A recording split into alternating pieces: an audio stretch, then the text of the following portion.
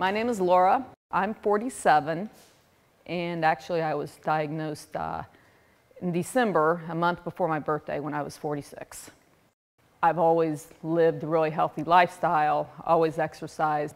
When I was diagnosed with cancer, actually 2 different forms of cancer, everybody was really in shock because they said, well, geez, how can that happen to you? You did everything right. We've got 2 boys, a 14-year-old and a 10-year-old, and that was very difficult. They have friends whose father had a different type of cancer, and between him and some of the other people who we've all heard about who had cancer and who have fought through it, the 10-year-old decided that, he said, well, if they fought through it, they survived. I know you can too. Family and friends especially are just crucial. You know, my 2 boys, just little things that they've done as far as after I had surgery, they just both really stepped up to the plate and acted more mature and maybe older than their age. We live in a really close-knit community, and the one friend whose husband had had cancer, she really stepped up to the plate and said, okay, Laura, here's what you need to have done for you. You know, you need to have a person in charge of helping you get meals. You need to have a person in charge of making sure your kids get taken to their sports and their practices. You need to have someone as a person organizing all this for you because it gets overwhelming, because I've been through it.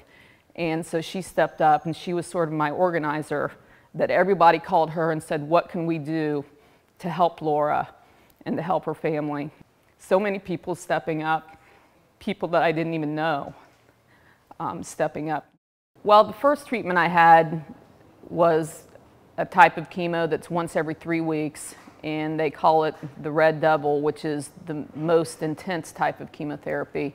That particular treatment, the side effects were basically for 3 or 4 days afterwards, you felt like you had sort of a mild flu. During that time, I did work out every day. Just some days I did more than others, depending upon how I felt. I really tried to listen to my body.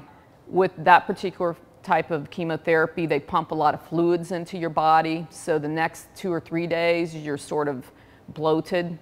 And something I found that I think is really important is the combination of drinking a lot of water and working out where you're sweating. That enabled your body to get rid of that water a whole lot quicker. And as everybody knows, if you feel bloated for whatever reason, you don't feel good. So the quicker you get that out of your body, the better you're going to feel, and the more you're going to be able to do sooner. My fitness level before I was diagnosed, I guess most people would say, was fairly high. I do triathlons, not the big ones, but the small ones. And I run and swim and bike and so forth and teach a lot of classes. It's been huge. It's enabled me to do so much more than what the doctors felt was possible, than what other people felt was possible. It helped me recover from surgery so much quicker. It's not been a cakewalk because some of the chemotherapy is rough, but still it's enabled me to function. My boys, for instance, from literally the age that they had any recognition or cognition of what I was doing, they always saw me exercising. They always saw me working out. And I think for them, it was good to see me start again, because to them, it meant, hey, Mom's back. My name is Laura. I was diagnosed with 2 different forms of breast cancer 8 months ago, and I'm a fighter.